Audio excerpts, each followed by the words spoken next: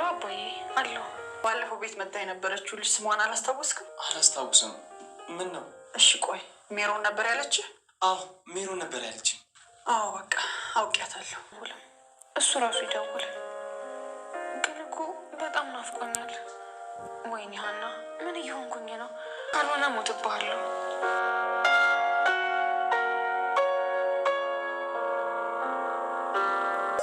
ይኸው እሱም እልም አለልሽ። ጥሩ አይደለም። ወይኔ ጉዴ። አባዬ ግን የኔን ጭንቀት መች ነው የሚገባው? እንደና ነው የምትጨነቂው የሚለኝ ሲያሾፍብኝ ነው አይደል? እንደዛ እንደምጨነቅ ቢሰማውማ እስከዚህ ሰዓት አያመሽም ነበር። ወልደህ የዋለለው ነገር አባቴ ነው። ምንድን ነው የማደርገው?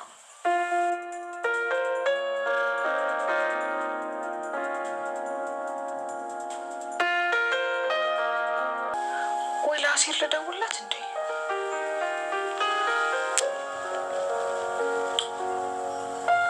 አሴር እባክህ አንሳው ካልሽሽ እንቅልፍ እምቢ ሲለኝ ጊዜ መጣው። እንደው እኔ ምን አውቄ። እሱማ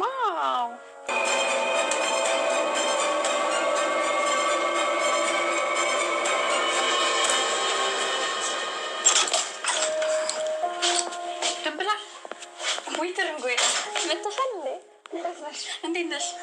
እግዚአብሔር ይመስገን። ቆይ ቤት ውስጥ ማንም የለም እንዴ? አዎ ሁሉም ወጥተዋል። አንቺ ግን ምን ሆነሽ ነው እንደዚህ ጥፍት ያልሽው?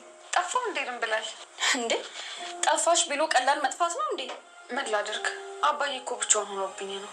ቢሆንም አንዳንዴ ብቅ እያልሽ ብታይን አይከፋም። እሱስ ልክ ነሽ። እንደሞ ይኸው መጣው አይደል? እኔ የምልሽ ትርንጎዬ፣ ለመሆኑ ያ ልጅ እንዴት ነው? ማን? ያኗ የእርግብ ጓደኛ ታምቹ። እሱ ደህና ነው መሰለኝ። መሰለኝ ማለት ተገናኝተን አናውቅም ብዬ ነው። ለምን ትርንጎዬ? እኔም እናውቃለሁ። ስልካቸውም አይሰራም። ድሮም ማውቄው ነበር። ምኑን ነው ያወቅሽው? ይህን ጊዜ አንዱ ድፍት አድርጎት ነው የሚሆነው። ድንብላል ምን እያልሽ ነው? እስኪ ተይኝ ትርንጎዬ። ድንብላል ምን ሆነሻል? አሁን ይሄ የሚያስከፋ ነገር ነው እንዴ? ልጁ የለም አልሽኝ እኮ። ከዚህ በላይ ምን ትነግሪኝ? እና ጠፋ ማለት ነው የሚያስከፋ?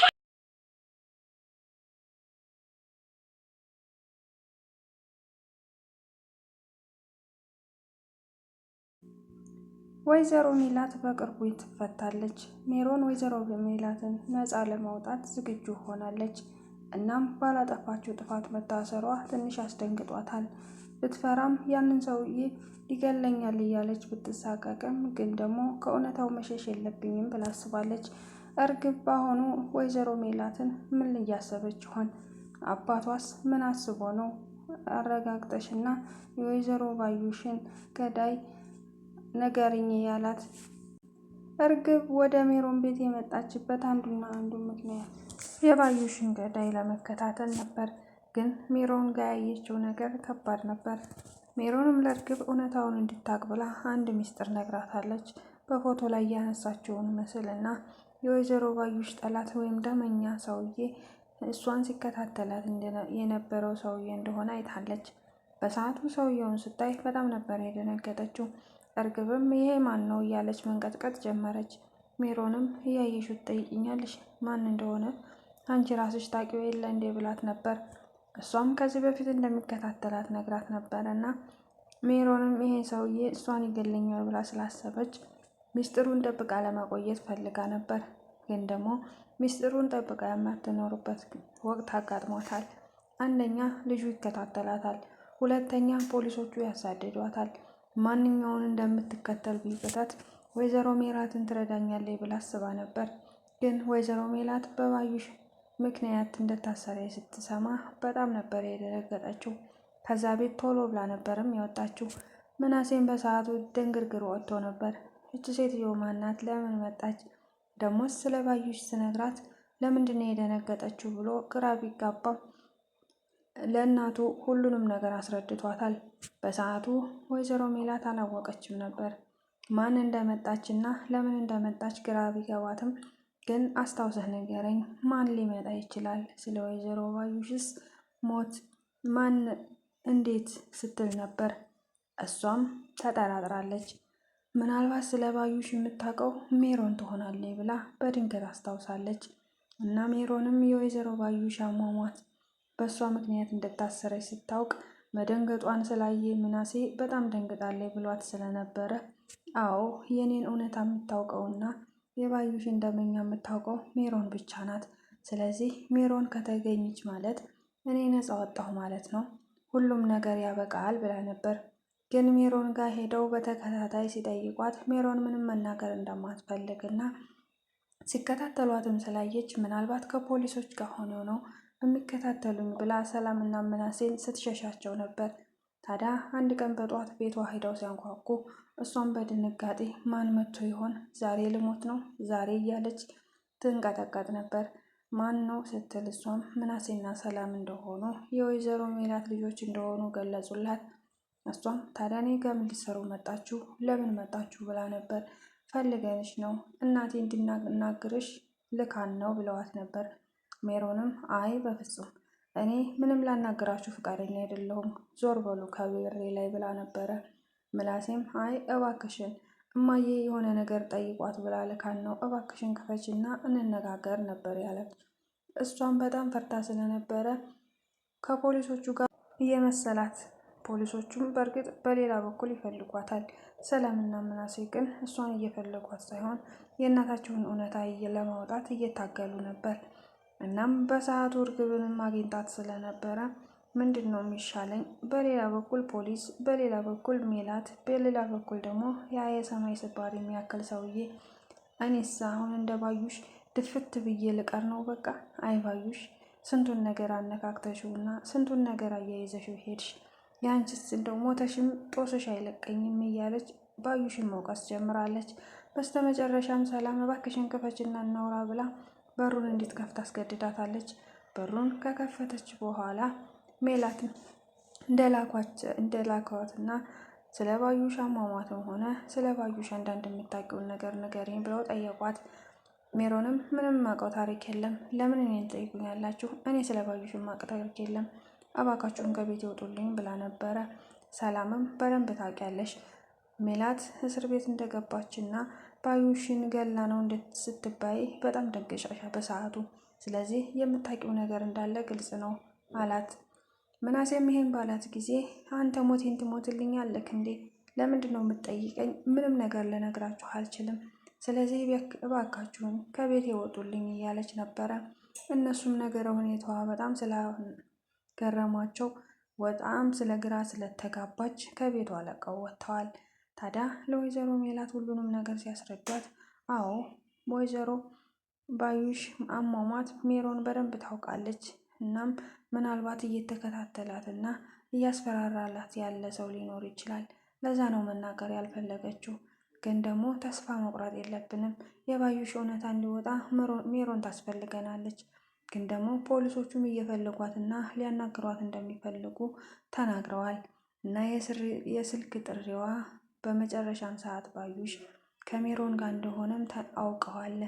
እና ይህን ጉዳይ በደንብ ማጣራት እንዳለባቸውም አውቀዋል። ስለዚህ ደግማችሁ ሄዳችሁ ፖሊሶቹ ሳያገኟት ሁሉንም ነገር ለማጣራት ሞክሩ ብላ ነበር። ወይዘሮ ሜላት ይህን ስትል መላሴም እና ሰላምም ልጅቷ በጣም ፈርታለች፣ ልታናገረን የምትፈልግ አይመስለንም፣ በድጋሚ ሄዱ ካለሽ እሺ እማዬ ብለው ተስማምተዋል። ግን ደግሞ በድጋሚም ቢሄዱ ሜሮን በራሷ ፍላጎት ትናገር እንደሆነ እንጂ በፍጹም ልትነግራቸው አትችልም። ምክንያቱም ሚስጥሩን አወጣች ማለት እነ ፖሊሶቹ ማሰሯን ቢተዋት እንኳን ያ ሰውዬ አሳዶ እንደሚገላት ታውቃለች። ወይ ከገንዘብ ያልሆንኩኝ ወይ ደግሞ አርፌ ድህነቴን ይዤ ያልተቀመጥኩኝ ከሁሉም ውጭ ሆኜ እኔ አሁን ላይ ምንድን ነው መሆነው እያለች በተደጋጋሚ ታስባለች። ወይዘሮ ሜላትን ብዙ አማራጮች ተጠቅሞ ከእስር ቤት ለማስወጣት አቶ መስፍንም ሞክሮ ነበር። ግን ሜላት መውጣት እንደማትፈልግ በተደጋጋሚ ተናግራለች። መውጣት የማትፈልግበት ምክንያት ደግሞ እውነታው ሳይወጣና ንጹሕነቴ ሳይረጋገጥ በፍጹም ከዚህ እስር ቤት አልወጣም ብላ ለምላሴ ነግረዋለች። መስፍንም እባክሽን ሜላት እንደዚህ አትበይ፣ እኛ ያላንቺ ከብዶናል፣ ቤቱ በጣም ያስጠላል፣ ጭር ብሏል። አንቺም ያለ ኃጢአትሽ እዚህ እስር ቤት መቆየት የለብሽም።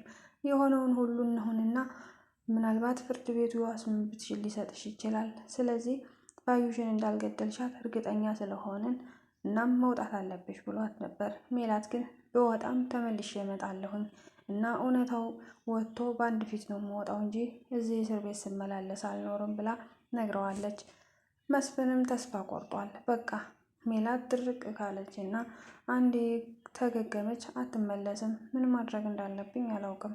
እናም ደግሞ የዋስ መብቷም እንዲሰጧት ጠይቄ ነበር። ፖሊሶቹም አጣርተን ሳንጨርስ በድጋሚ ሌላ ቀጠሮ ስላለ ፍርድ ቤት ሌላ ተጨማሪ መረጃዎችን መሰብሰብ ስላለብን ትቆያለች ብለው በተደጋጋሚ ነግረውታል።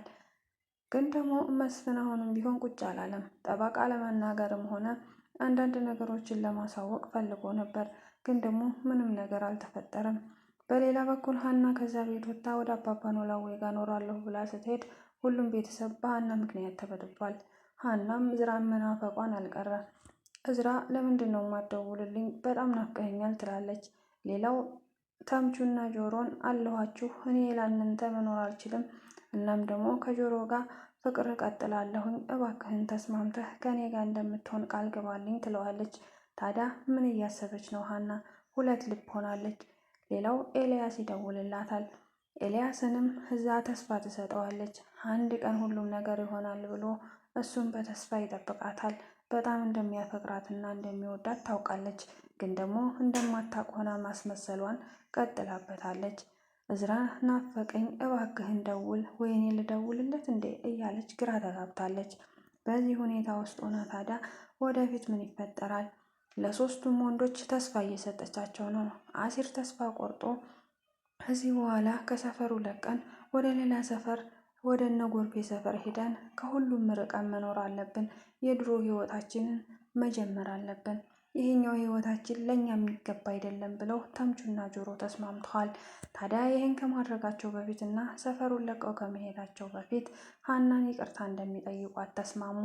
ለዛም ይቅርታ ሊጠይቋት የፈለጉት ከዚህ በፊት አባባ ኖላዊ በተምቹና በአሲር ምክንያት ቤተሰቦች ሲናገሯቸው ስሰማ አላስቻለኝም። እናም እኔም ሰበብ ፈጥሬ ተምቹን ሰላምና ምናሴ አይወዷቸውም። እኔ ደግሞ ከነሱ በፊት የማውቀው እነ ተምቹን ስለሆነ በእነሱ ከመጡ ብዬ ትቻቸው መጣሁ።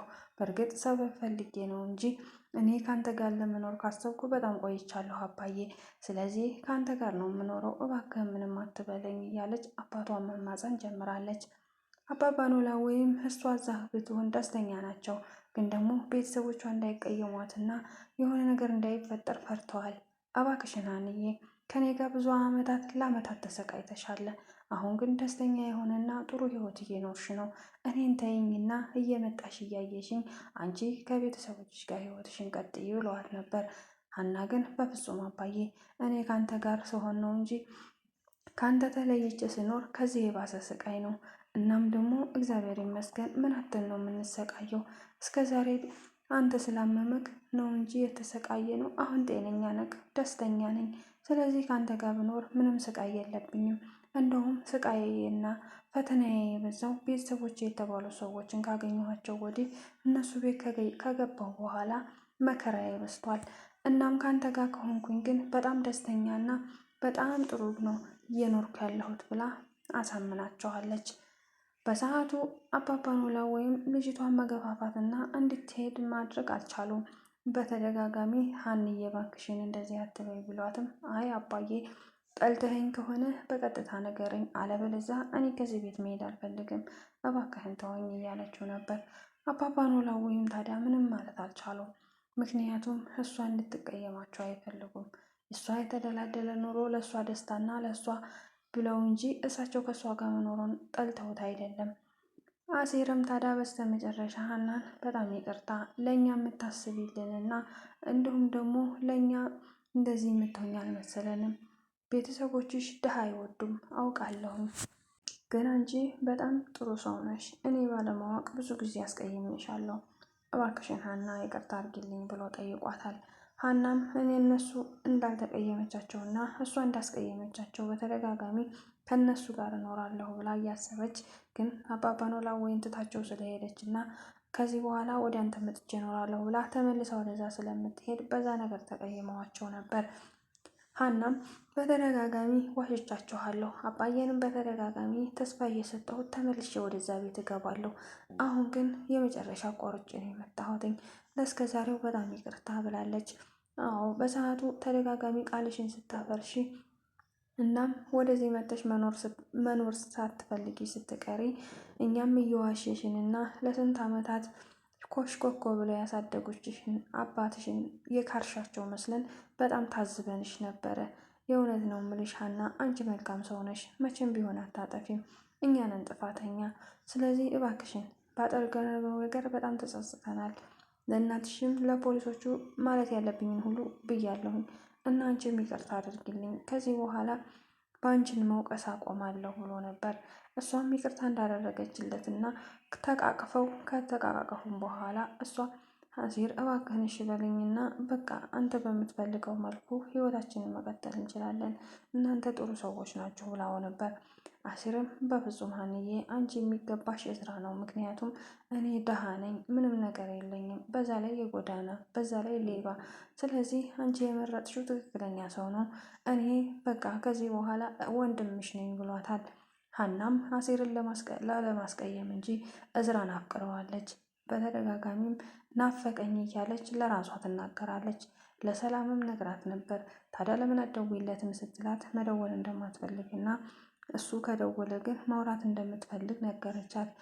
ሰላም ግን አንቺ ልጅ ግን ግራ የገባሽ ሰው ነሽ፣ ለምንድን ነው ግራ ገብቶሽ እኔንም ግራ የምታጋብኝ እያለች በተደጋጋሚ ብጨቀጭቃትም ሀና ግን ከደወልኩለት ይኮራብኛል እያለች ናፍቆቷን እምቅ አርጋ መኖሯን ቀጥላለች።